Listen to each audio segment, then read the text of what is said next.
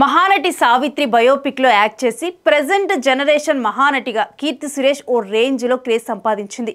అయితే సౌత్ లో తన ఫాలోయింగ్ ఒక రేంజ్ లో ఉన్నా కూడా బాలీవుడ్ లో తన టాలెంట్ చూపించాలని ట్రై చేస్తుంది కీర్తి. అయితే ఈ ప్రయత్నం వర్కౌట్ కాలేదు. సౌత్ లో చాలా క్లీన్ ఇమేజ్ తో ట్రెడిషనల్ లుక్స్ లో కనిపించిన కీర్తి సురేష్ ఒక్కసారిగా కూడా బాలీవుడ్ కి వెళ్ళేసరికి స్టైల్ మారిపోయింది. తై షోస్ తో అదరకొట్టేసింది. కీర్తి సురేష్ సౌత్ లో ఇన్ని సినిమాలు చేసినా కూడా ఆమె గ్లామర్ షో చేయలేదు. బేబీ జాన్లో మాత్రం గ్లామర్ షో కుమ్మరించింది. అయితే అదంతా బీ టౌన్ ఆడియన్స్ అట్రాక్షన్ కోసమని తెలుస్తున్నా కూడా ఈ బ్యూటీ నుంచి ఈ రేంజ్ గ్లామర్ షో అయితే ఆమె ఫ్యాన్స్ ఎక్స్పెక్ట్ చేయలేదు. అయితే గ్లామర్ షో వల్ల బేబీ జాన్కి బిఫోర్ రిలీజ్ మంచి బజ్ వచ్చినా కానీ సినిమాలో మ్యాటర్ లేకపోవడం వల్ల రిజల్ట్ కాస్త రివర్స్ అయింది. అయితే నెక్స్ట్ గ్లామర్ షో కాకుండా ఈసారి కీర్తి సురేష్ ఒక మంచి సినిమాతో వన్ మోర్ ట్రై చేస్తోంది. అదే శిక్షక్. బాలీవుడ్ టాలెంటెడ్ యాక్టర్ రాజ్ కుమార్ రావు స్వయంగా నటిస్తూ నిర్మిస్తున్న ఈ సినిమాలో కీర్తి సురేష్ ఛాన్స్ కొట్టేసింది.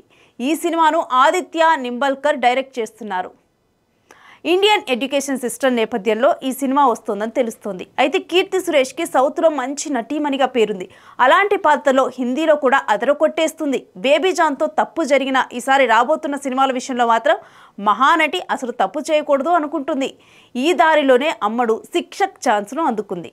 ఇక కీర్తి తెలుగు సినిమాల విషయానికి వస్తే విజయ్ దేవరకొండతో రౌడీ జనార్దన్ సినిమా చేస్తున్న కీర్తి సురేష్ నెక్స్ట్ ఎల్లమ్మ సినిమాలో కూడా హీరోయిన్గా నటిస్తుందనే టాక్ ఉంది. బలగం వేణు ఎల్దంటి డైరెక్షన్లో రాబోతున్న ఎల్లమ్మ సినిమా ఫైనల్ కాస్టింగ్పై ఇప్పటి వరకు క్లారిటీ రాలేదు. కీర్తి సురేష్కి మాత్రం ఆ ఛాన్స్ వస్తే మరోసారి అవార్డు గ్యారంటీ అనేలా స్క్రిప్ట్ ఉందని తెలుస్తోంది. కీర్తి సురేష్ కూడా మళ్ళీ టాలీవుడ్లో గ్రిప్ సాధించేందుకు గట్టిగానే గురిపెట్టింది. రాబోతున్న 2 సినిమాలు తప్పకుండా తెలుగులో మళ్ళీ కీర్తి సురేష్ని తిరిగి ఫామ్లోకి తెచ్చేలా చేస్తాయన్న టాక్ నడుస్తోంది. అటు బాలీవుడ్లో కూడా తన ట్రయల్స్ని ఆపట్లేదు కీర్తి సురేష్.